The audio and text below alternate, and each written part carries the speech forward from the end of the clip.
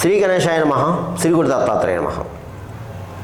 ఈ వీడియోలో మనం నవంబర్ మాసంలో కన్యారాశి వారికి ఎలా ఉందో తెలుసుకుందాం. నవంబర్ కన్యారాశి ఉత్తర 2, 3, 4 పాదాలు, హస్త 1, 2, 3, 4 పాదాలు, చిత్తా నక్షత్రం 1, 2 పాదాలు కన్యారాశిలోకి వస్తాయండి. ఈ రాశిలో ఉన్న స్త్రీలకు పురుషులకు ఈ మాసం బాగుంది. ఈ నవంబర్ మాసం బాగుంది, అద్భుతంగా ఉంది. అవునండి, అద్భుతంగా ఉంది. గ్రహ సంచారం బాగుంది. ఎందుకంటే గత 3-4 నెలలుగా చాలా బాధపడుతున్నారండి కన్యారాశి వారు, చాలా బాధపడుతున్నారు.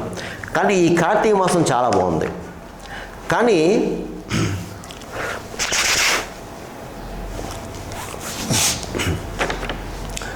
ఈ కన్యారాశి వారు గత 4 నెలలుగా బాధపడుతున్నారు.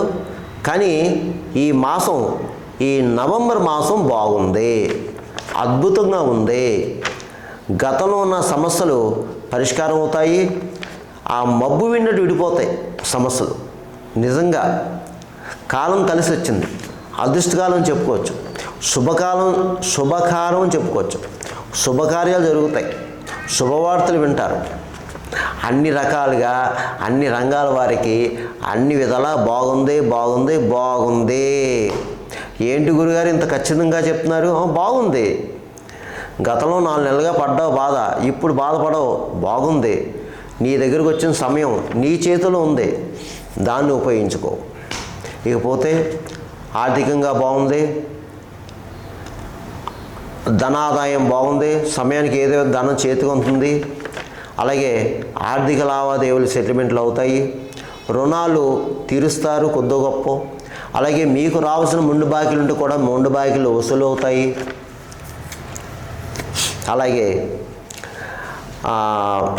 శుభమూలక ధనం ఏమవుతుంది, శుభకార్యాల్లో పాల్గొంటారు. కొంతమందికి అయితే మీ గృహంలో శుభకార్యాలు జరగడానికి అవకాశాలు కనిపిస్తున్నాయి. ఇక విందు వినోదంలో పాల్గొంటారు, విలాస వస్తువులు కొనుక్కుంటారు, విలువైన వస్తువులు కొనుక్కుంటారు. వాహన యోగం కనిపిస్తుంది కన్యారాశి వారికి. పాత వాహనం అమ్మి కొత్త వాహనం కొనుక్కోవడం లేదా డైరెక్ట్గా కొత్త వాహనం కొనుక్కోవడం జరుగుతుంది. అలాగే సంఘంలో పరపతి పెరుగుతుంది. కొన్ని పదవులు బాధ్యతలు స్వీకరిస్తారు. అలాగే నూతన కార్యక్రమం శ్రీకారం చుడతారు. నూతన వ్యవహారాలు కూడా సక్సెస్ అవుతాయి. బంధుమిత్రుల యొక్క సహాయ సహకారాలు జరుగుతాయి మీకు. అంటే వారి యొక్క ఆదరణ లభిస్తుంది మీకు. పరపతి పెరుగుతుంది. పెద్ద పెద్ద వాళ్ళని కలుసుకుంటారు. ఈ మాసం మీరు పెద్ద పెద్ద రాజకీయ నాయకులను కలుసుకుంటారు మీరు. అలాగే మీ పనులు చేయించుకుంటారు. కొత్త ప్రణాళికలు వేసుకుంటారు. కొత్త ఆలోచనలు, మంచి ఆలోచనలు, కొత్త ప్రణాళికలు. అలాగే మీ మనోధైర్యం, మీ మనోబలం అదే మిమ్మల్ని ముందుకు నడిపిస్తుంది. ఉన్నతమైన ఆశయాలతో పనిచేయండి, మీ సంకల్పం నెరవేరుతుంది. అయితే మీ సంకల్పం నెరవేరుతుంది. అయితే కొన్ని విషయాలు మాత్రం అనుభవజ్ఞ సలహా తీసుకుంటే మంచిది. కొన్ని విషయాల్లో అనుభవజ్ఞ సలహా తీసుకోండి. కొన్ని విషయాల్లో అలాగే మంచి భవిష్యత్తు కనిపిస్తుంది మీకు. మంచి భవిష్యత్తు ఉంది మీకు. గతంలో కంటే మంచి భవిష్యత్తు ఉంది. మీ మనోసంకల్పం నెరవేరుతుంది. అలాగే మీ వల్ల ఇతరులు లబ్ధి పొందుతారు, సాయం పొందుతారు. మీరు ఇతరులకు సాయం చేస్తే అది వాళ్ళకి మంచి జరుగుతుంది. అంటే మీ చేత్తో ఈ కన్యారాశి వారు ఈ మాసంలో ఇతరులకు సాయం చేస్తే వారికి బాగుంటుంది. అలాగే ఈ మాసం మీకు అన్ని విధాలా బాగుంది, అన్ని రకాలుగా బాగుంది. ఎటు చూసినా అన్ని విషయాలు బాగున్నాయి. కంగారు పడాల్సిన పని అయితే లేదు. మీరు ధైర్యంగా ఉండండి.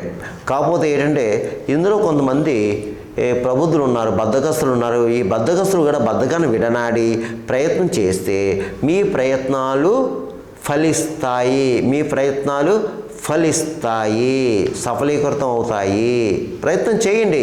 గురుగారు గతంలో ప్రయత్నం చేసే ఉండి అవ్వట్లేదని మాకు ఏదేనంటే ఎలాగా? ఇప్పుడు ప్రయత్నం అవుతుంది. గ్రహ సంచారం బాగుంది, గ్రహయోగం ఉంది. కష్టపడు, ప్రయత్నం అవుతుంది. అవ్వకపోవడం ఏంటి? అవుతుంది.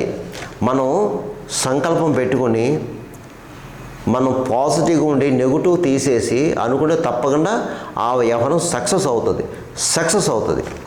ఏదొచ్చినా సరే కొన్ని పరిస్థితులు, అన్ని పరిస్థితులు మనకి అనుకూలంగా ఉండవు. ఎవరికి కూడా. మనం ఏంటి, దాన్ని కాస్త అన్వయం చేసుకుని మనం అడుగు ముందుకు వెయ్యాలి.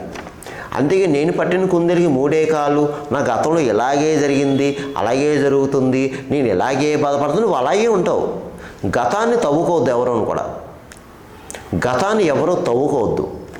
తవ్వుకున్న వల్ల మనకు ఉపయోగం లేదు. భవిష్యత్తు చూసుకోండి. నేను ప్రతి వీడియోలో అదే చేస్తాను నా వీక్షకులకు అందరికీ కూడా. ముందు భవిష్యత్తు ఏంటి చూసుకోండి. మిగతా విషయాలు పక్కన పెట్టేయండి. మిగతా వాళ్ళని పక్కన పెట్టండి.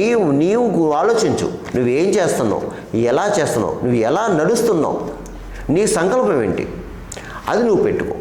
ఇది ఇలా ఉంది, నాకు అలాగ ఉంది, నీకు ఎలా బాగోలేదు, నాకు అలా బాగోలేదని అలాగ అనుకోవద్దు. ముందు నువ్వు తెలుసుకో.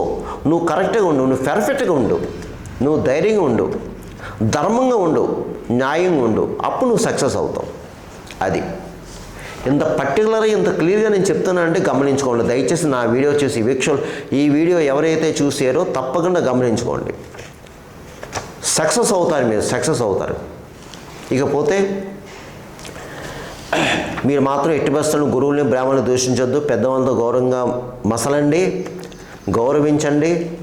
అబద్ధపు సాక్ష్యాంతం చేయొద్దు. మధ్యవర్తిత్వం పనిచేయదు. ఇక రియల్ ఎస్టేట్ రంగంలో ఉన్నారు బాగుంది ఈ మాసం. మీకు షేర్ మార్కెట్ బాగుంది, స్పెక్యులేషన్ లాభిస్తుంది. మోటార్ ఫీల్డ్ వరకు బాగుంది, ప్రైవేట్ కాంట్రాక్ట్స్ బాగుంది. అలాగే కళారంగంలో ఉన్నవారు, సినిమా టీవీ రంగంలో ఉన్నారు బాగుంది.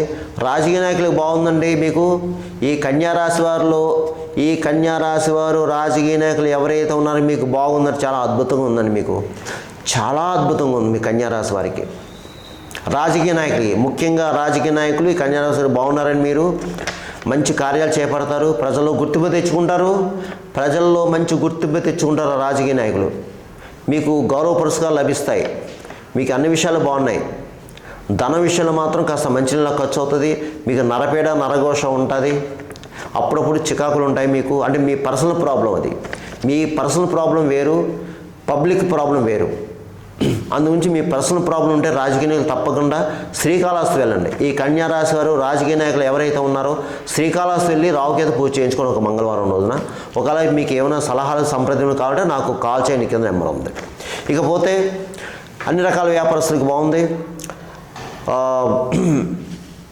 కొత్తగా వ్యాపారం పెట్టుకోవచ్చు, జాయింట్ వ్యాపారం పెట్టుకోవచ్చు. కొత్తగా మీకు మంచి లాభాలు వస్తాయి. అలాగే చదువుకునే విద్యార్థులకు బాగుంది, చక్కగా చదువుతారు. వివాహంగా అమ్మాయిలకి అబ్బాయిలు కూడా మీరు ప్రయత్నం చేసుకునే సంకల్పం నెరవేరుతుంది. అంటే వివాహ ప్రయత్నం సఫలీకృతం అవుతాయి.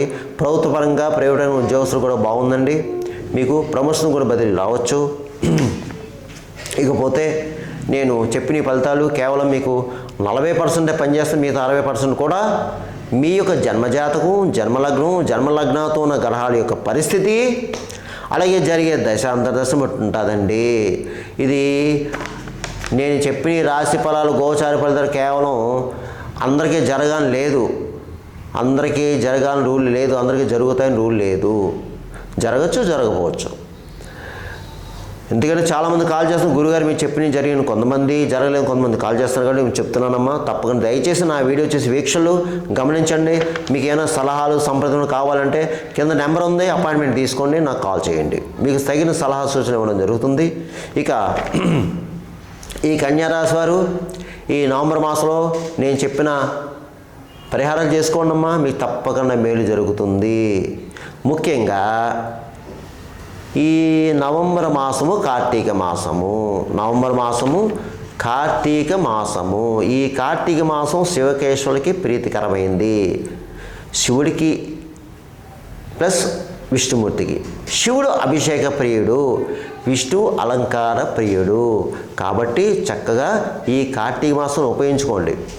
ఈ కార్తీక మాసంలో శివుడికి అభిషేకం చేయించుకోండి, విష్ణు ఆరాధన చేసుకోండి, శివాలయ ప్రదర్శన చేసుకోండి, శివాలయ అభిషేకాలు చేయించుకోండి. ముఖ్యంగా సకల శత్రు రోగ రుణబాధలు ఉన్నవారు 1 లీటర్ కానీ 1/2 లీటర్ కానీ ఆవు పాలు, అలాగే లీటర్ కానీ హాఫ్ లీటర్ కానీ చెరుకు రసం, అలాగే ద్రాక్ష రసం, అలాగే దానిమ్మ రసం, ఈ 4 పదార్థాలతో అభిషేకం చేయించుకోండి. ముఖ్యంగా 1 లీటర్ నీరు కూడా.